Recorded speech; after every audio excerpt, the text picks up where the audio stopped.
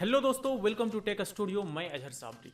हर एक व्यक्ति चाहता है कि हमारे पास क्रेडिट कार्ड हो और जिसकी सैलरी 15,000, 18,000, 20,000 रुपये होती है, रेगुलर आ रही होती है, तो बैंक वाले फ़ोन कर कर के उन्हें क्रेडिट कार्ड थमा देते हैं। लेकिन जैसे सारे लोगों को ये नहीं पता होता कि कमाने के साथ साथ बचाना भी होता है, वैसे ही ये नहीं पता होता कि क्रेडिट कार्ड आने के बाद उसे सही तरह से यूज़ भी करना होता है।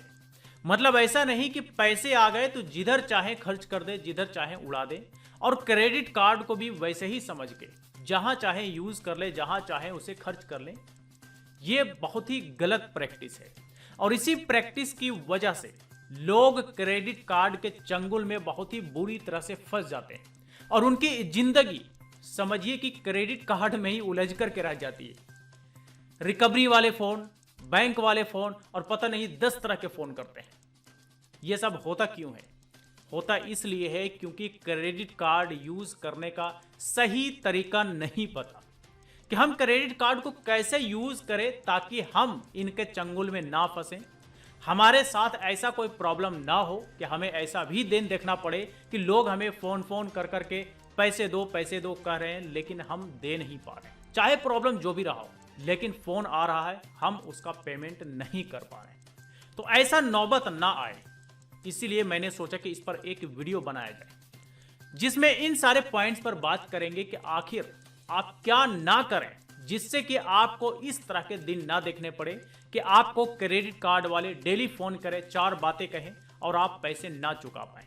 तो अगर आप क्रेडिट कार्ड रखते हैं तो वो कौन कौन से पॉइंट्स है जिसे ध्यान में रखते हुए आपको क्रेडिट कार्ड यूज करना चाहिए ताकि आप कार्ड का फायदा भी उठा पाएं, टाइम पे पैसे भी दे पाएं और आपका सारा काम भी टाइम टू टाइम बनता रहे, होता रहे। तो देखिए, सबसे पहला पॉइंट कि अगर आपके पास क्रेडिट कार्ड है तो क्रेडिट कार्ड का लिमिट एग्जाम्पल के तौर पर मान लीजिए 50,000 रुपये है, तो उसका 30% खर्च करने का ही माइंड सेट कीजिए। 50,000 का लिमिट है तो आप मान करके चलिए कि हम उसका 15 से 16,000 रुपये ही खर्च करेंगे, वो भी जरूरत पड़ने पे। दूसरा पॉइंट ये है कि आप अपना इनकम देख लें कि हमारा जो टोटल इनकम है उसका 30% ही हम अपने क्रेडिट कार्ड के बिल में पे करेंगे, यानी कि उसी के हिसाब से हम अपने क्रेडिट कार्ड को यूज करेंगे। अगर मान लीजिए आपका इनकम 20,000, 21,000 रुपये है तो आप मान करके चलिए कि 7,000 रुपये, 8,000 रुपये तक आप क्रेडिट कार्ड का टारगेट लेके चलेंगे कि हम इतना क्रेडिट कार्ड में दे सकते हैं। यह टारगेट आपको सेट करके चलना पड़ेगा रेगुलर बेसिस पे, और जब भी आपको जरूरत पड़े तो आप कार्ड को यूज करें और उतना ही यूज करें जितना कि आपने लिमिट सेट किया है खुद के लिए, यानी कि 30%। 8,000, 9,000 रुपये जितना भी आपका इनकम है, 50,000 रुपये इनकम आपकी है महीने की, तो आप 15 से 16,000 रुपये का टारगेट सेट करें कि हम इतना ही क्रेडिट कार्ड में खर्च करेंगे। क्योंकि हर एक व्यक्ति का डे टू डे लाइफ में और भी बहुत सारे खर्च होते हैं। घर खर्च हो गया, पॉकेट खर्च हो गया, बिल वगैरह हो गए, रेंट वगैरह हो गए, और भी 10 तरह के खर्च होते हैं। तो अगर कोई 100 का 100% खर्च कर देता है तो वो फिर क्रेडिट कार्ड के चंगुल में फंस जाता है। क्या करता है? मिनिमम अमाउंट पे कर दिया और उसके बाद जो है अपने सैलरी के पैसे को कहीं और खर्च कर दिया, तो मतलब वो धीरे धीरे क्रेडिट कार्ड के चंगुल में फंसता गया। तो इस तरह के चंगुल में ना फंसे, इसीलिए आप अपने इनकम का 30% सेट करें कि हम क्रेडिट कार्ड के लिए खर्च करें। यह तो था पॉइंट नंबर 2। पॉइंट नंबर 3 कि आप कभी भी मिनिमम ड्यू पेमेंट करने के चक्कर में मत फंसिए।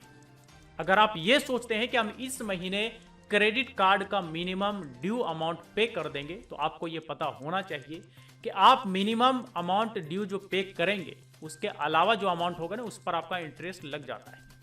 पेनल्टी ना लगे बात अलग है, पेनल्टी से आप बच जाएंगे ये बात अलग है, लेकिन इंटरेस्ट से आप नहीं बचते। तो आप मिनिमम ड्यू के चक्कर में मत पड़िए। बेहतर तरीका यह है, बेस्ट प्रैक्टिस ये है कि आप फुल अमाउंट पे करें। मिनिमम के चक्कर में पड़ेंगे तो आप क्रेडिट कार्ड के चंगुल में धीरे धीरे फंसते जाएंगे, और जो एक बार फंस जाता है उससे आप पूछें कि भाई निकलना कितना मुश्किल होता है। पॉइंट नंबर 4, एटीएम मशीन में कभी भी आप क्रेडिट कार्ड को यूज करके कैश ना निकालें। क्योंकि वहां पर हाई इंटरेस्ट चार्ज किया जाता है और वो जो इंटरेस्ट चार्ज होता है वो कहीं ना कहीं लोगों को हिला करके रख देता है। तो अगर आप कभी भी किसी भी इमरजेंसी में ये सोचते हैं कि हम एटीएम से कैश निकाल करके काम चला लेंगे तो आपके ऊपर हेवी इंटरेस्ट लग जाएगा। इस बात को आपको ध्यान रखना है। इसका अल्टरनेटिव ये है कि आप या तो पेटीएम वॉलेट या फिर और भी इस तरह के बहुत सारे वॉलेट्स हैं, उसे यूज करके आप क्रेडिट कार्ड के अमाउंट को अपने बैंक अकाउंट में ट्रांसफर कर सकते हैं। तो ये चीज आप कर सकते हैं। पॉइंट नंबर 5 कि जरूरत पड़ने पर ही क्रेडिट कार्ड को यूज करें और हो सके तो ऑफर के समय यूज करें।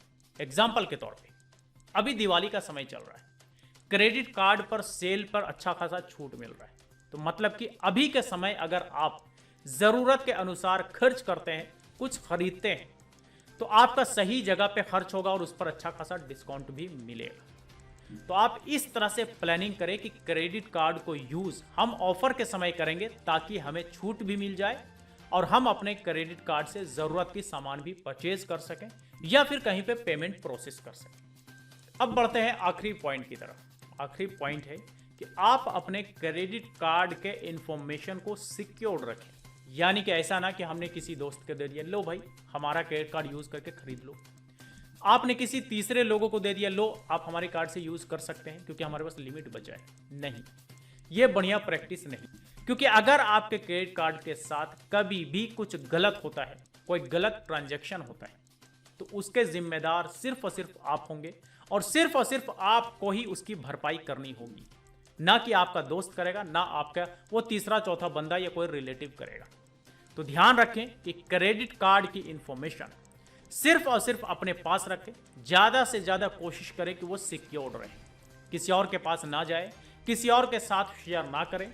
खास करके ऑनलाइन प्लेटफॉर्म पर तो बिल्कुल भी नहीं, चाहे सोशल मीडिया हो, व्हाट्सएप पे भी कई लोग होते हैं ना, क्रेडिट कार्ड का फोटो खींच के भेज देते हैं, लो जी आप इसे शॉपिंग कर सकते हो और बाद में आप पैसे दे देना। गलत प्रैक्टिस है, आप बुरी तरह से फंस सकते हैं और उसकी भरपाई सिर्फ और सिर्फ क्रेडिट कार्ड होल्डर को ही करना पड़ेगा। यह बिल्कुल भी सही नहीं है, यह गलत प्रैक्टिस है, ऐसा बिल्कुल भी ना करें। क्रेडिट कार्ड है तो जिम्मेदारी क्रेडिट कार्ड होल्डर की होती है कि आप कब खर्च करेंगे, कितना करेंगे, और जो भी खर्च होगा उसकी जिम्मेदारी आपकी होगी और उसकी भरपाई भी आप करेंगे। तो अगर आपके पास क्रेडिट कार्ड है तो आप उसकी एक प्लानिंग करें कि हम इसे खर्च किस तरह से करेंगे, किस सिचुएशन में करेंगे और पूरे लिमिट का कितना खर्च करेंगे। वैसे जो आइडियल खर्च होता है, जो मैंने आपको बताया शुरू में, कि आप पूरे लिमिट का 30% ही खर्च करें और आप अपने इनकम का 30% ही सेट करें कि हम क्रेडिट कार्ड के लिए हम इतने पैसे पे कर सकते हैं। एक और आखिरी बात कि आप अपने ड्यू अमाउंट को टाइम पर पे करें, क्योंकि अगर टाइम पे पे नहीं करेंगे तो फिर क्रेडिट कार्ड का जो इंटरेस्ट होता है, पेनल्टी होता है, वो इतना हेवी होता है कि उसका भार क्रेडिट कार्ड होल्डर उठा नहीं पाता, वो उनके भार तले दब जाता है। और जिन्होंने क्रेडिट कार्ड लिया है और जिन्होंने ऐसा कुछ किया है, उनसे पूछिए, वो बखूबी आपको बताएंगे कि क्रेडिट कार्ड का बिल टाइम पे ना करना या फिर हर बार मिनिमम अमाउंट पे करना, उसकी भरपाई क्या क्या करना पड़ता है, शायद वो आपको बताएंगे। क्योंकि बैंक वाले क्रेडिट कार्ड तो फोन कर करके थमा देते हैं, उन्हें पता होता है कि हम पैसे कैसे निकालेंगे, किस किस तरह से निकालेंगे, क्या क्या चार्ज लगाएंगे। लेकिन जो कस्टमर होता है, जो क्रेडिट कार्ड होल्डर होता है, उसे नहीं पता होता कि हमारे ऊपर मिनिमम ड्यू पे करने के बाद भी इंटरेस्ट लग जाते हैं।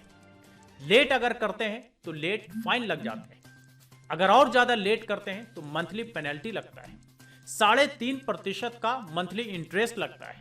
इसके अलावा और भी बहुत सारे चार्जेज प्लस 18% का जीएसटी लगता है।